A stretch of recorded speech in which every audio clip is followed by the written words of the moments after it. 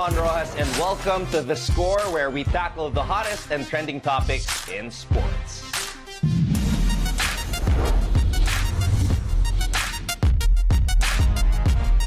The Toronto Raptors are through to their first ever NBA Finals. The Raptors clinched the NBA Eastern Conference title after beating the Milwaukee Bucks in 6 hard-fought games. And joining me today to discuss the biggest win in Raptors history, we have the head coach of one of the most accomplished collegiate basketball teams in the country, the LPU Pirates, Coach Topex Robinson, and of course, PBA legend and assistant coach for San Miguel Ala Pilipinas, Major Payne himself, Eric Menk.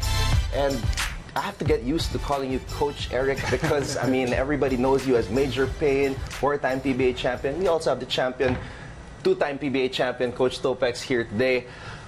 Milwaukee, I know you feel a little bit sad about this because you've come on the show and have expressed that you believe Milwaukee has a good chance of winning the championship. Are you shocked? How do you feel about Toronto advancing and beating Milwaukee in 4 straight games? I think it's shocking for everybody for them to lose 4 straight games, especially the way they looked in the Eastern Conference semifinals and through the first 2 games of the conference finals. They looked very dominant, and things kind of just turned after that double overtime loss in Game 3, and Toronto was able to gain momentum of the series and pull out 4 straight wins against a team that had the best record in the NBA, that had home court advantage. I think it's shocking for everybody.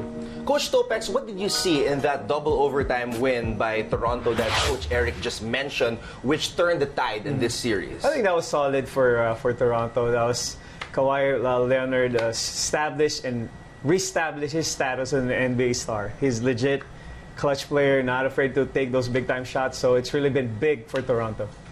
All right, this is 24 years in the making. The Toronto Raptors joined the NBA in 1995. So many big names have worn that Raptors jersey. I mean, it has evolved from the purple uniform with the Raptor on it. Vince Carter, we go back, Damon Stoudemire, DeMar DeRozan was there last year, and they had to roll the dice. What is your thought now, Coach Eric, that Toronto actually made the right decision in trading for Kawhi Leonard in exchange for DeMar?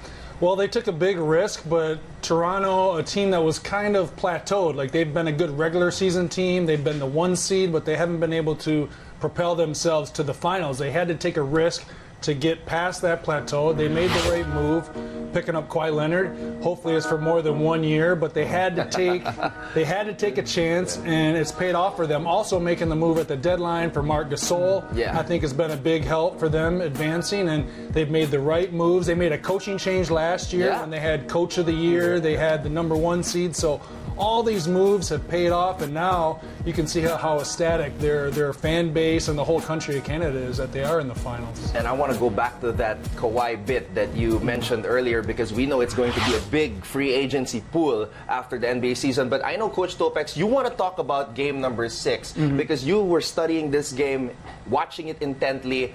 What was huge for Toronto that they were able to close out the series? We all know that Kawhi was solid on that game, but you also have to give credit to the support group. I mean, the bench was solid. Van Vliet was superb on that time because that was a time when Kawhi was kind of tired and he was just, he provided the support, and then the rest, Kyle Lowry for the longest time has been in and out, and he just deserved to be in the finals. And I just have to add, they have to thank LeBron James for moving to the West. So they've been struggling for the past few years of not making to the finals. So that's big for them. So the LeBron era in the East has ended. The Jurassic era has begun. The question is, how long will this Jurassic era last? And that's why I go back to you, Major Payne, because you've been talking about the free agents. Kawhi, you said KD is gone after this season. What about Kawhi? What are your thoughts on him?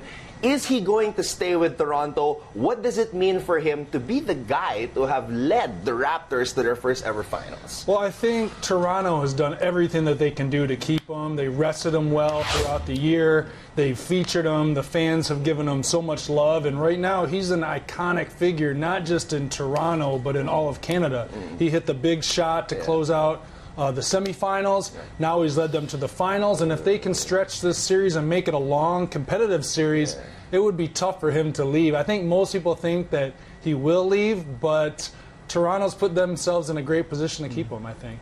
Coach Topex, Coach Eric mentioned the fans, and you were telling me earlier about how from 5,000 people who usually cheer for the team, Toronto, in Jurassic Park outside the arena, it went up to what? I think it was like 16. 16,000. Incredible. So there's one particular fan who has been under the spotlight, and even Coach Mike Budenholzer mentioned him because of his antics. I'm talking about Drake.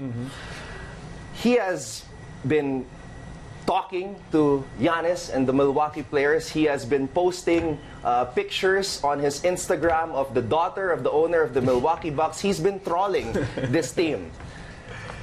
And he also rubbed the shoulder of the shoulders of Coach Nick Nurse and Coach Bud, saying that he shouldn't be there on the court.